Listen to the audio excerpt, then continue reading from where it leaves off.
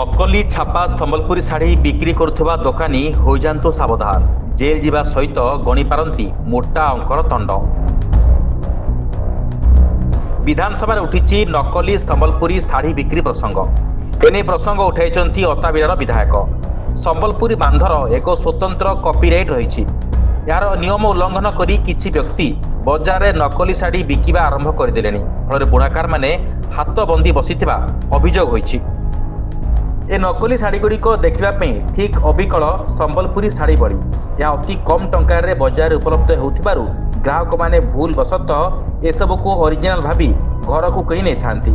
फल संबलपुर अंचल भूलिया संप्रदाय जो माने तंत काम करी परिवार पोषण करती तांको पेटरे यह कुठारगा सदृश होता है।